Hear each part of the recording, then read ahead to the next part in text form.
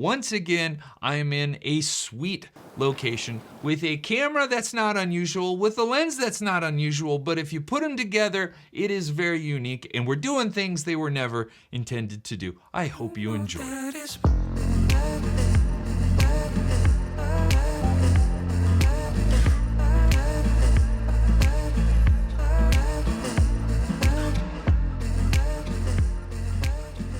This time I'm here at Zion National Park at an absolutely epic overlook. And this time with another incredible camera, the Leica M11P. But I have it paired with a very unusual lens, the Blazar Remus Anamorphic. Not a combo you typically see together. But today in this video, I'm gonna explain to you why I think anamorphics make for the most incredible landscape lenses.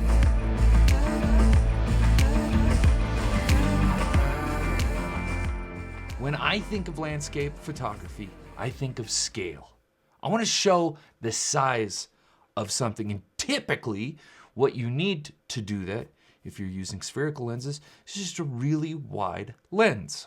However, when you do shoot an ultra-wide spherical lens, that subject can seem pretty far away, which is not always how our eyes perceive that subject's proximity. Here is one reason why anamorphics are super cool and perfect for landscape photography. Unlike spherical lenses, anamorphics take extra width off of that frame, squeeze it and smush it onto that frame, and then in post you de-squeeze it again, with one major advantage over a spherical lens.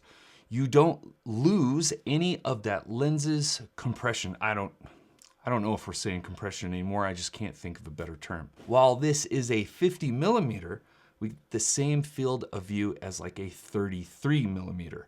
And if you're doing landscape photography, that's pretty goddamn cool. Let's talk about the gear that we're using to do this, because typically you don't see anamorphic lenses on digital rangefinders from Leica, you know, M mount, and especially not PL lenses, but we're doing that with this PA Pro PL to M adapter.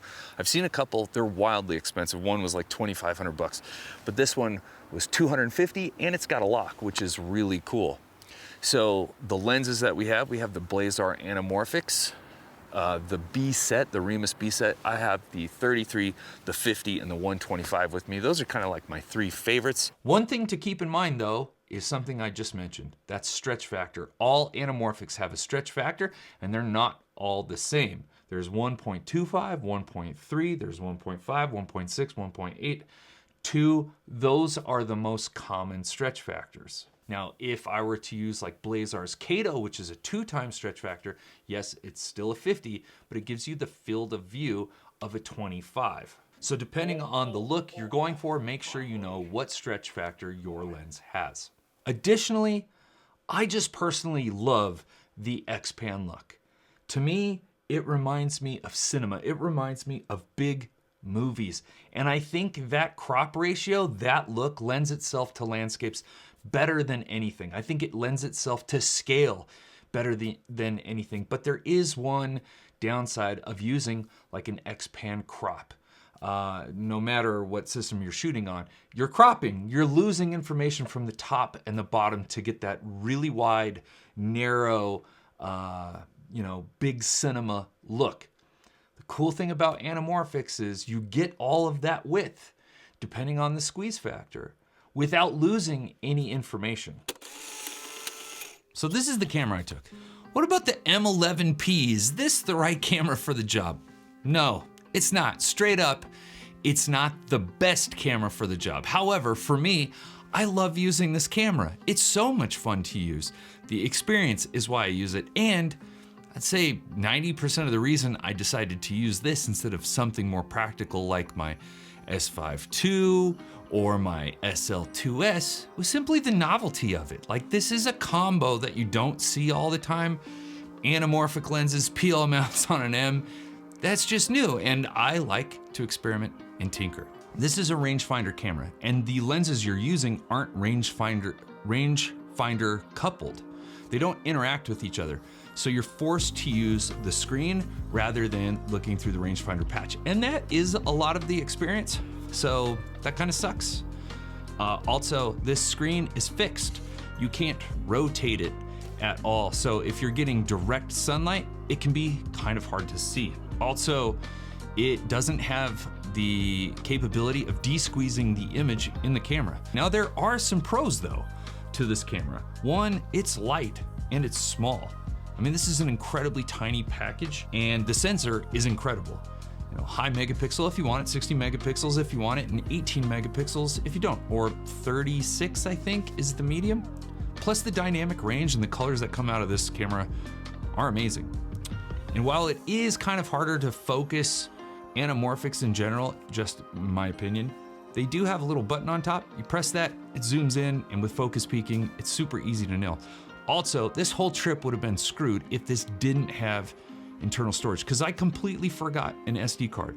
This camera has 256 gigs of internal storage, and that honestly saved the entire shoot. So while this isn't like the most capable and smartest choice, it was the choice that allowed me to have the most fun. And for me personally, when I'm kind of in that inquisitive, curious, having fun state, I take better photos anyway. What about editing? Is editing anamorphic photography any more difficult than editing a normal photo? I wouldn't say it's more difficult, I'd say there's just one extra step. And I've looked into a ton of different apps that do de-squeeze, and I have yet to find a good one. So for me, right now, Photoshop is probably the most frictionless way to edit an anamorphic photo. I actually just got done shooting some photos with this combination. It's a little different than the one I've been using earlier and throughout this video. Everything's the same except for now with the lens, we're using a Blaze Arcado, and that's a 2x anamorphic. What this does is it gives us extra width, right? 2x instead of 1.5. That extra squeeze at the same height makes for a really interesting look. Obviously, it's not for everybody. I love it though. It's definitely more ultra scope. It looks much more like the X-Pan or the, an X-Pan crop. However, again, with anamorphics, there's no crop. You're not losing any information. I think it's wild. I love it. But let's go through some of the photos that I took and we'll edit. And I'll show you just how easy it is because it really is just one extra step. Okay, so I've got the images. I'm gonna use a DNG. I'm gonna open it with Adobe Photoshop 2023. This is default. There's 2022 on here. I don't use Photoshop ever. I am not an expert with Photoshop by any means, total noob. So this is the one I'm using. That's all I'm saying. Like I don't use Photoshop in any capacity other than de-squeezing anamorphic photos.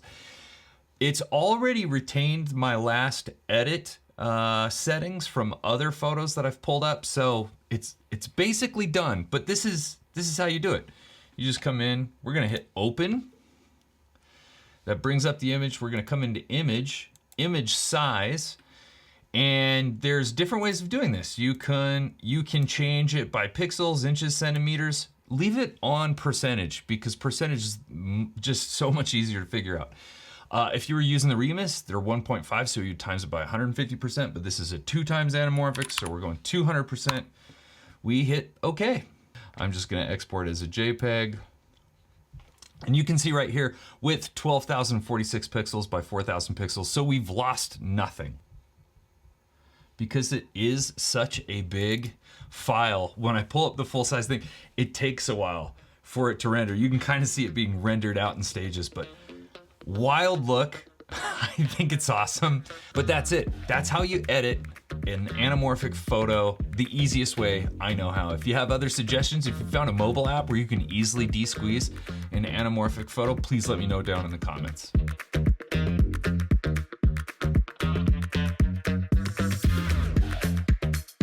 Well, that's the video.